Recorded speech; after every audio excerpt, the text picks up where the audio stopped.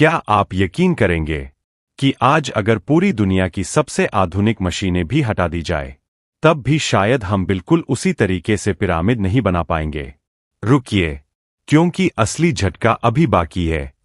करीब 4500 साल पहले, जब न बिजली थी, न क्रेन, न ट्रक, तब इंसानों ने रेगिस्तान के बीच ऐसी इमारत खड़ी कर दी जिसे देखकर आज भी दुनिया का सबसे बड़ा इंजीनियर भी सोचने पर मजबूर हो जाता है। लेकिन सवाल सिर्फ इतना नहीं है कि पिरामिड किसने बनाया। सवाल यह है, आखिर बनाया कैसे? और इस सवाल का जवाब जितना सुनने में आसान लगता है, उतना है बिल्कुल नहीं।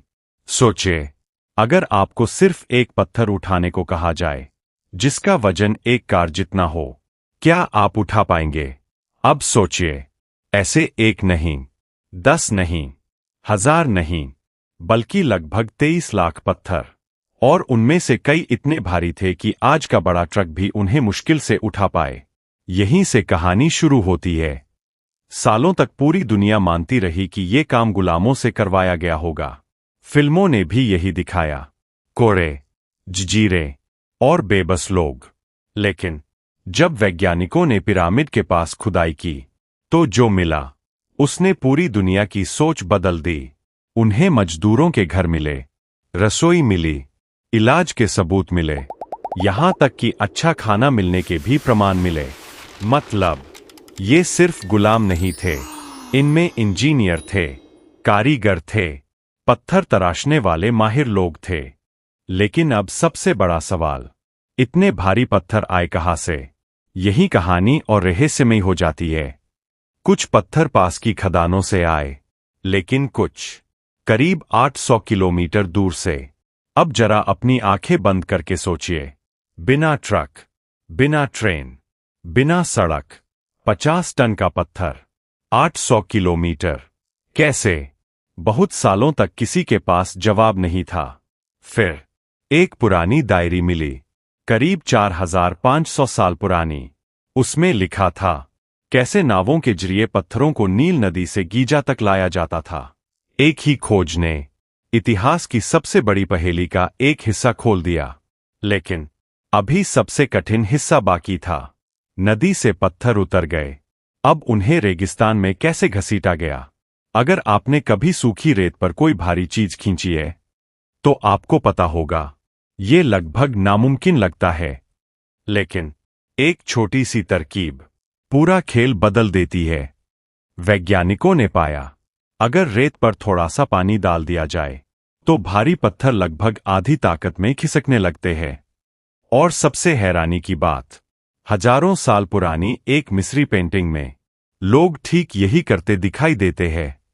यानी जिस तस्वीर को लोग साधारण कला समझते थे, वो शायद दुनिया का सबसे पुराना इंजीनियरिंग मैनुअल था।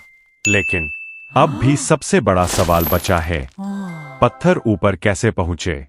46 मंजिल जितनी ऊंचाई और लाखों पत्थर, बिना क्रेन। कुछ वैज्ञानिक कहते हैं बहुत बड़ा रैंप बनाया गया होगा, कुछ कहते हैं घूमता हुआ रैंप, और कुछ का दावा है पिरामिड के अंदर ही छिपा हुआ रास्ता था। सच क्या है, आज तक कोई पूरी तरह नहीं जानता। और शायद यही वजह है कि पिरामिड आज भी दुनिया का सबसे बड़ा रहस्य कहलाते हैं। लेकिन कहानी का सबसे दिलचस्प हिस्सा अभी बाकी है। इन लाखों पत्थरों को इतनी सटीकता से लगाया गया कि कई जगह उनके बीच एक पतली ब्लेड भी नहीं जा सकती। बिना लेजर, बिना कंप्यूटर, बिना मशीन। कैसे? क्या सच में कोई खोई हुई तकनीक थी, या फिर हजारों लोगों की सालों की मेहनत, धैर्य और ऐसी इंजीनियरिंग जिसे हम आज कम आंकते हैं? शायद हम कभी पूरी सच्चाई न जान पाए। लेकिन एक बात तय है, पिरामिड सिर्फ पत्थरों से नहीं बने, वे बने थे इंसानी जिद से, कल्पना से और उस विश्वास से कि नामुमकिन भी एक दिन मुमकिन बन सकता है।